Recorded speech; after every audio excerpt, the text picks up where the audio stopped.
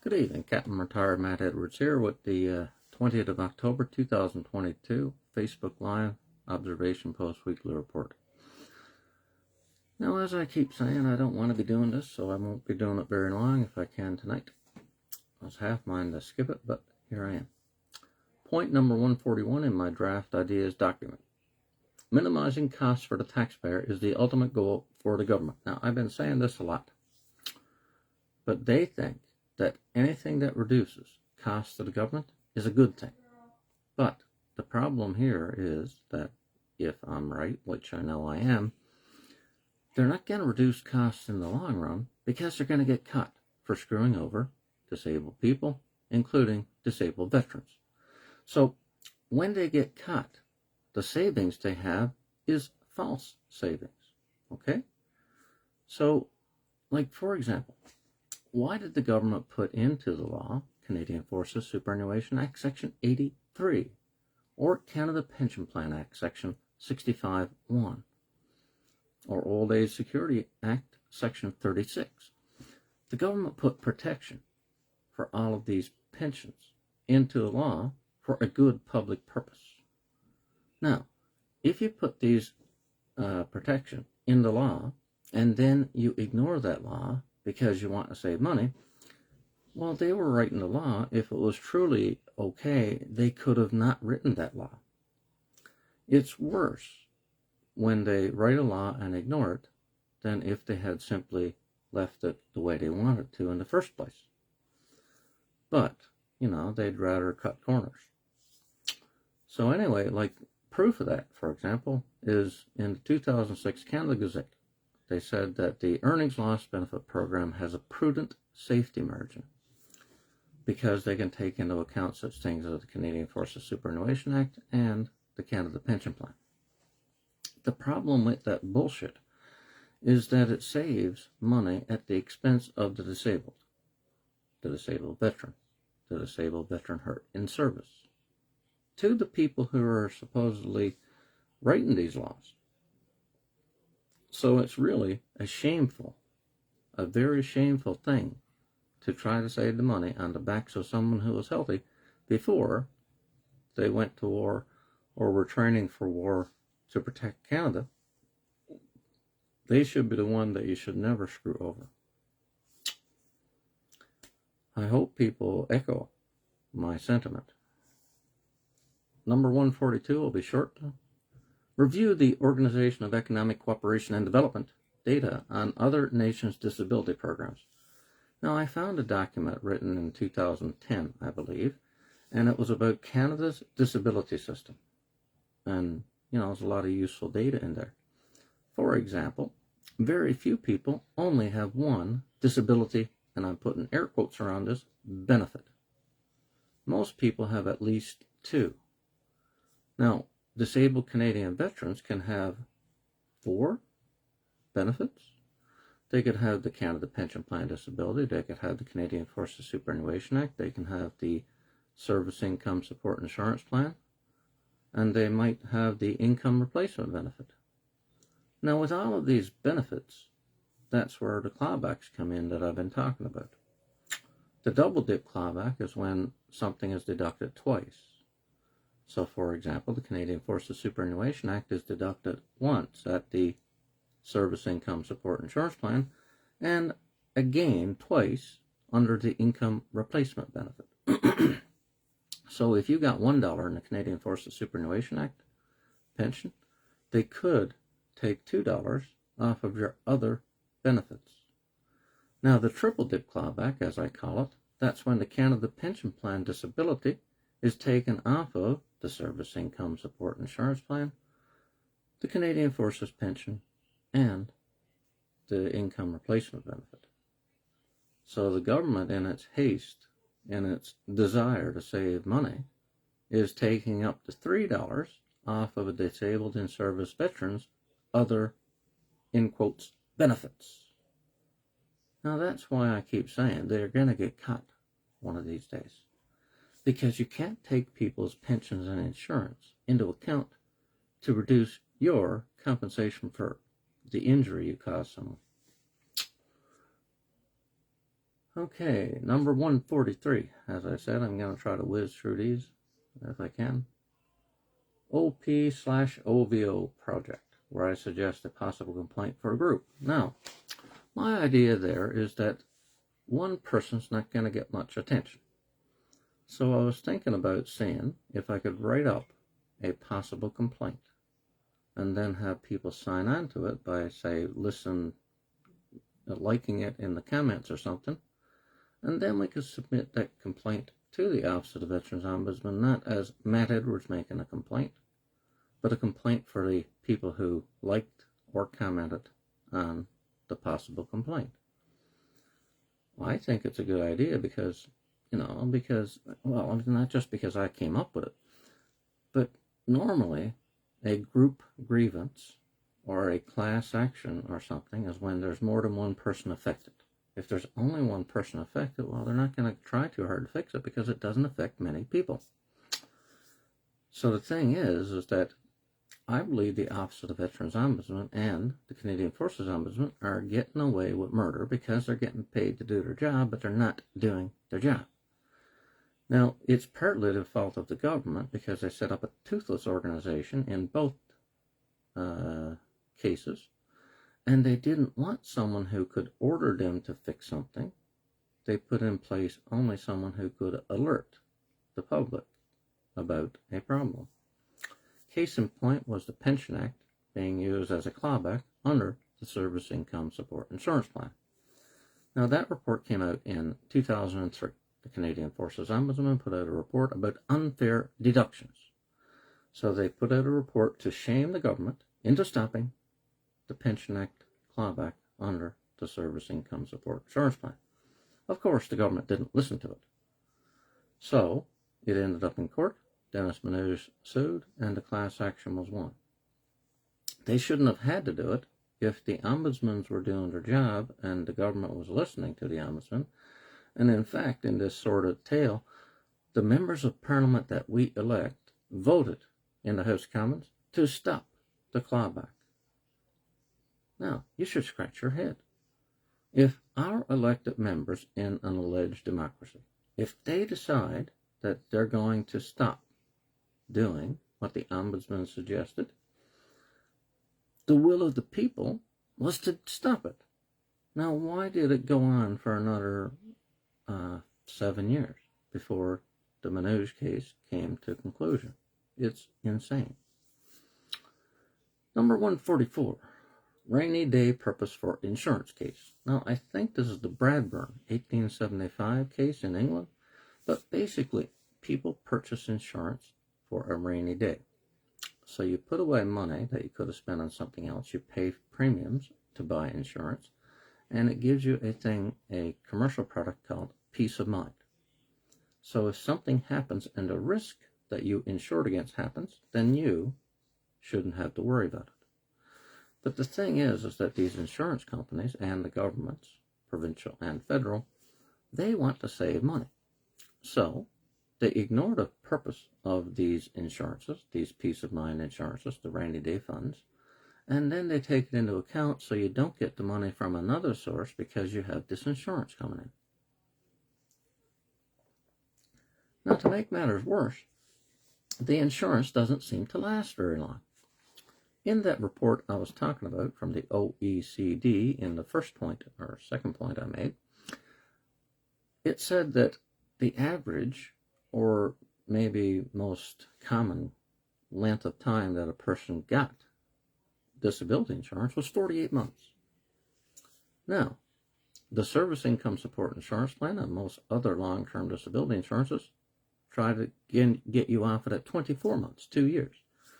The Veterans Affairs Canada, they try to get you off within 24 months because they copied CICIP. But you can't depend on those for long term when they're always looking for loopholes to kick you off. Okay? First of all, a review. I'm doing this on the fly, so I didn't know what I was going to say, but let's review the purpose of long-term disability insurance.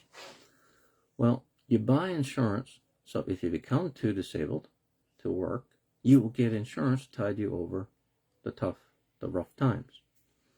Now, there was an interesting case in 1983 called Paul Revere, Supreme Court of Canada case. and they asked what was a test of disability for someone to be on long-term disability, and it was when A, the person who was insured felt that they were going to die and they needed to stop working, or the person who was insured decided that they needed to get better enough to go back to work.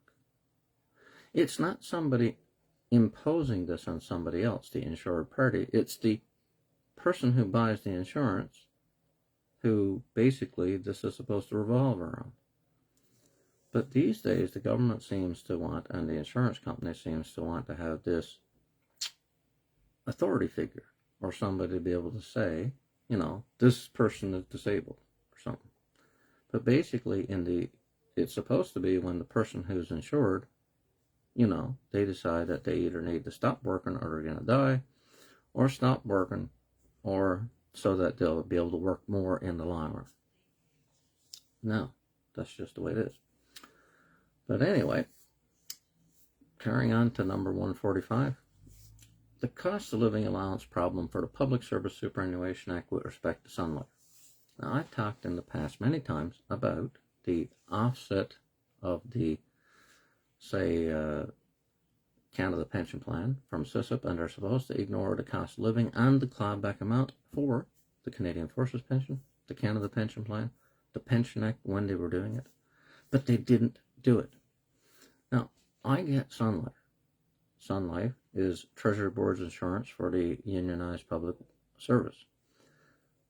They are likely having the exact same problem because they have an exception to the cost of living allowance in the clawback in their contract as well. And what could happen when there's high inflation is that the public service pension goes up, say, 5%. And the Sun Life policy is capped at 30%. Now, recall that SISIP is capped at 2%. So that's a disparity between the public service, unionized workers, and Canadian Forces members. They get an extra 50% on the cost of living protection. Now, so you could get a higher increase on the public service pension, which is being clawed back, but the Sun Life policy only goes up, say, 3%. The public service goes up 5%, so you're out 2%. So you would get less money because they're taking into account more money because of the inflation protection, which is supposed to be off limits due to the contract provision that they wrote into the policy, not us. That I'll remind you about a contract thing that I've talked about before. I'm not a lawyer, but I've read a lot of law in my research. Contra profitorum, it's called, if I might be bastardizing the mispronunciation. It's basically whoever writes the contract, any interpretation that could go against it goes against the person who wrote it, what they wanted to believe it to say, because they had the control of the writing of the contract. And the person who didn't write the contract, if their interpretation is more valid, that's the way the rule works. Now, I think the government believes that because they wrote the law, or they might have written the SISIP contract, that they are the authority and their take on it is more important than our take on it. But it's the exact opposite in the common law. Okay? And I would say in the statutory law too, because Interpretation Act Section 12 states that you have to give a broad and generous meaning to any words in a law so that it would attain the object of the law. So if you look at the Public Service Superannuation Act, Canadian Forces Superannuation Act, the RCMP Superannuation Act, their intent is to provide some money after retirement. So that's why the government put in protection in Public Service Superannuation Act, Section 1010, Canadian Forces Superannuation Act, Section 83. So they put into these laws protections against creditors coming to get your money that you saved up, your property, because pensions are property. So if they went to the trouble of, say, going to a court and then having the court rule that you owed money and they wanted to take it from your pension legally by force, the person who is the judge ought to say, in a perfect world, under the Statutory Instruments Act, I am required to take notice, judicial notice, of any laws written by the people we elect. So you have come to me asking me for a court order to order the Public Service, RCMP, or the Canadian Forces Superannuation Act to divert this money from the pensioner to you. But Parliament tied my hands, and I cannot give you this order. That's what they should say. But the government has ignored going to court, and they wrote in to say the Veterans Wellbeing Act in the regulations in Section 22, they said that if we get money from these pensions or the Employment Insurance Act, then they will take it into account to reduce the income replacement benefit. So this is the kind of shit we're dealing with. People who don't have enough sense to realize that you're not supposed to write laws that contradict with each other. Because if you have the Veterans Wellbeing Act regulations, it's not supposed to contradict what the Canadian Forces Superannuation Act says, or the Public Service Superannuation Act, or the RCMP Superannuation Act says, or the Canada Pension Plan Act says. They are supposed to have a cohesive whole in the law. All the laws written by Parliament are generally equal. There are exceptions, and those are the quasi-constitutional laws, like the Privacy Act or the Charter of Rights and Freedoms. Anyway, and the Canadian Human Rights Act. Those are a couple of examples of quasi-constitutional laws. If there was a conflict between an ordinary statute and a quasi-constitutional statute, then the quasi-constitutional statute would win. They would have to. But the government seems to have ignored that. Now, number 146, the last one, my eyes are going to be blurry. It'll be real short tonight. Disagreeing with facts is an absurd notion. Now, this is something that people are often doing these days. People are saying something like fake news and this and that. Look, when something is established as a fact, that's it. You can't say that it's not true. It is a fact. Now, there are certain types of facts, like legislative facts. Legislative fact is something in the law, and you can't argue with it. It's written there in the law. There's also things called judicial facts, okay? So if something is not clear, so it gets referred to a court, and they ask for an interpretation of it. So somebody says it should mean this, somebody else says it should mean that. At the beginning, it might be unclear, but once the case is over, it is absolutely certain. It's 100% true, whatever way it was. At the beginning, there was a dispute. But after the dispute, whatever the fact is, that's the fact. Give you an example or two. Clark versus Clark, 1990, Supreme Court of Canada. The Nova Scotia Court of Appeal said the Canadian Forces Superannuation Act pension was income. Well, that didn't sit well with one of the two parties in the dispute. So they referred it to the Supreme Court of Canada, and they overturned the previous decision. And they said, well, thank you for your input, Nova Scotia Court of Appeal, but we respectfully disagree, and pensions are property. Now, if someone says to you that the Canadian Forces Superannuation Act is income, they're wrong. Absolutely wrong. It has been in the courts. That question was decided. Anybody who states anything other than that is wrong. Now, I don't know why people would think that pensions are income, because it's been to court many, many times. Now, insurance is also not income. Insurance is, well, insurance. Insurance repays you for something that you lost. Income is new money. Income increases your wealth. But insurance repays you for something you lost. You might have had a boat. Your boat sank. They'll repay you for the loss, but not a cent more. You're not supposed to make a profit on insurance. Now, what clouds the issue up is if people are insuring their body. Nobody knows what the value of a life is. So, because there's no way to value a human life, that's why they do it in contract.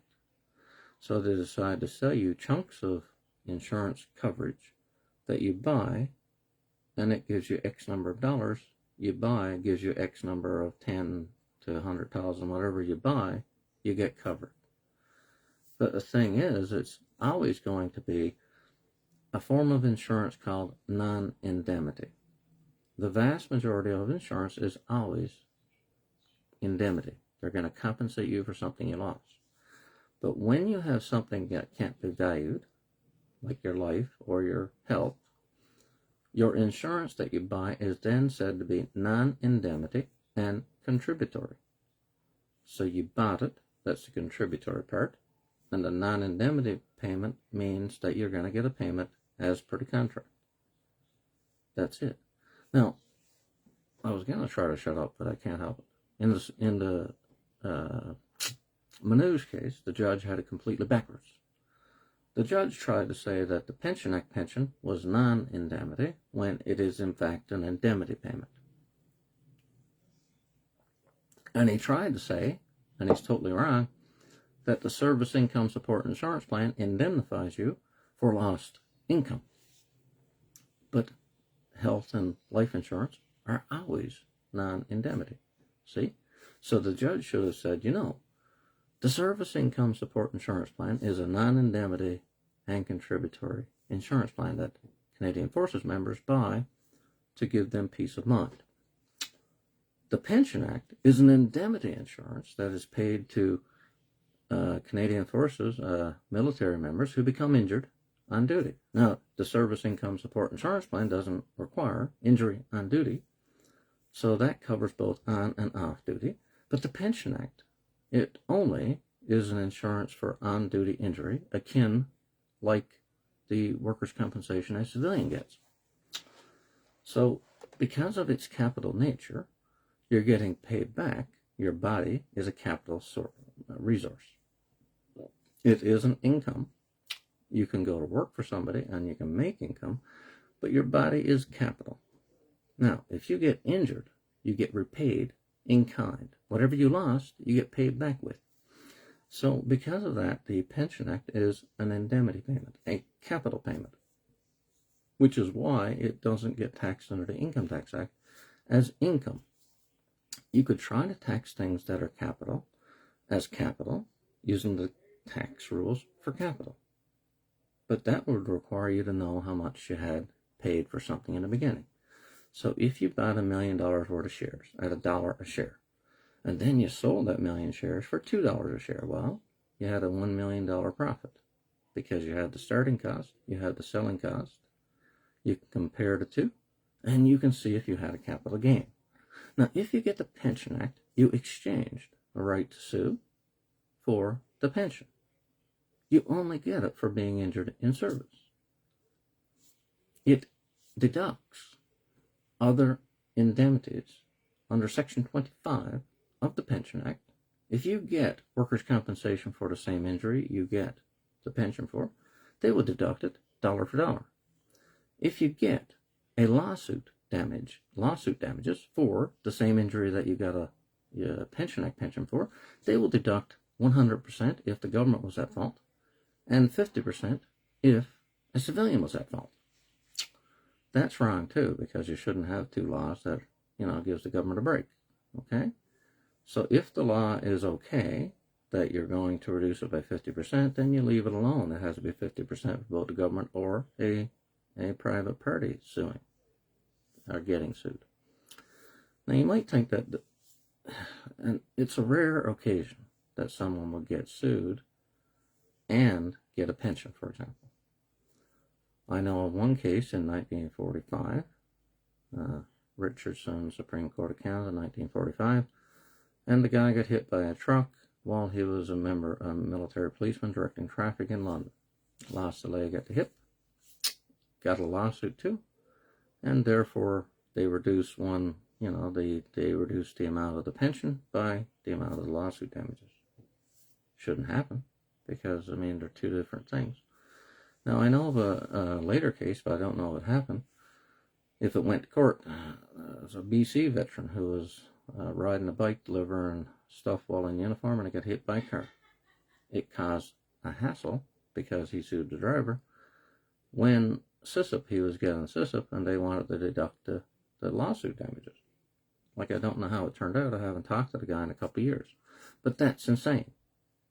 because SISIP is a non-indemnity and contributory insurance. It doesn't have the right to sue. The only people to claw back. The only people who have the right to claw back are other indemnity payments. So that's why the Pension Act has clawbacks. People might think the income replacement benefit is indemnity, compensating you for something.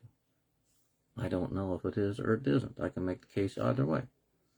You could argue that the income replacement benefit is a replacement of the Pension Act, and the Pension Act was an indemnity payment, so therefore the income replacement benefit also must be an indemnity payment. But you could also say it was based on the Service Income Support Insurance Plan, which is a non-indemnity and contributory payment, and therefore, because it's based on a non-indemnity and contributory payment, it also must be non-indemnity and contributory. Now, when something is non-indemnity, it's off limits. Period. Okay? Salts, British Columbia Court of Appeal, 2006. 1 year before Dennis Manouche had his lawsuit will start its journey, because it took a long time, 5 years. First, he had to get it certified, and it went right up to the Supreme Court, and then it got kicked back down to the lower court for a decision after it did get okayed by the Supreme Court. But 1 year before it even started, there was a case in BC about a RCMP member who was harassed by other RCMP members, and the female was harassed by the males, and she sued and got $950,000 in damages. Now, she didn't sue the federal government. She sued the province of BC, who had hired the RCMP. But then at Court of Appeal, they asked a question. The province wanted to know, could they deduct the RCMP Superannuation Act from its damages? The court said no. It's non-indemnity and contributory. The RCMP Superannuation Act is property. It's not compensation for anything. And they compared the CPP disability and the Great West Life, which is like SISIP, and they said those are also non-indemnity and contributory. So all of the payments that we get are generally non-indemnity and contributory. There's the Canada Pension Plan Disability. There's the Great West Life, SISIP, Sun Life, all those payments. They're non-indemnity. Then there's the RCMP and the Canadian Forces and the Public Service Pensions. They're also non-indemnity. And that brings up bridging, for example. I was going to shut up, but I can't help it. Bridging is a clawback. So because of these pensions being non-indemnity and contributory, in the common law, they have no right to claw back. But they do. They claw back the Canada Pension Plan Disability, which is also a non-indemnity and contributory payment. They have no respect for the law at all. All they care about is saving money, and they'd like to have things their way, us to see things their way, which is why I was talking about disagreeing with facts. All of these judicial facts are being ignored. All of these statutory legislative facts are being ignored. And why are they being ignored? Because it saves them money. But will it save them money in the long run? As I said before, when they get cut, they might have to pay more back than what they owe.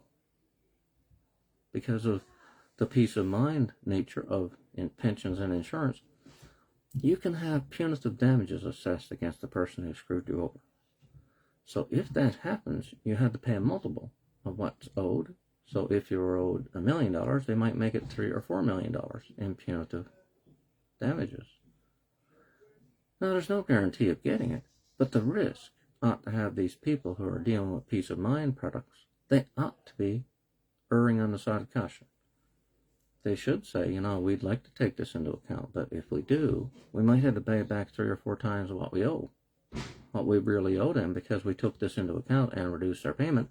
Well, if we owed them $100,000, but we got to pay back 300,000 or 400,000, well, that's a lot more. And if you multiply that by, say, 10,000 people, like in the Dennis Manouche class action, then you have billions and billions of extra dollars that the taxpayer will have to pay, because who else is going to pay it? The government's the one who screwed up. The government wrote the laws. The government administered these programs. And they have been flaunting all of this for years. I explain personally with leading seaman, or no, master seaman, retired Sean Kareem. August 2018, we went over to Member of Parliament Seamus O'Regan, and he was the Minister of Veterans Affairs at that time. We explained to their staffers, not the Member of Parliament himself, but we explained, you can't take the Canada Pension Plan into account from both the Service Income Support Insurance Plan and the Income Replacement Benefit at the same time. You know that, right? Don't you know that if, say, for example, the Service Income Support Insurance Plan, they said, well, under Section 24A of the contract, we have a duty to take into account Sean's Canada Pension Plan disability. And under the same section, we have the duty under the contract to take it into account for the Canadian Forces pension. Well, what would the income replacement benefit, what would Veterans Affairs say? Well, we have a duty under the statutory law, under Section 22, to take these two things into account. Well, someone will need to say, are you guys smoking drugs? When you are doing this, you have all the information. You know that the Service Income Support Insurance Plan is taken into account already, right? Yes. Well, then what makes you think that it's okay to take $2 off for every dollar he gets? What makes you think that this will fly? Stupid pricks. The private long-term disability industry don't do the same thing the government does. They have a policy where they each, if there's two companies wanting to deduct Canada Pension Plan disability, for example, they will each take, say, 50% each, but the person will not lose more than they get in Canada Pension Plan disability. So, why is the government getting away with this? Because it's me spouting off to you guys that are watching me, and nobody's doing anything about it.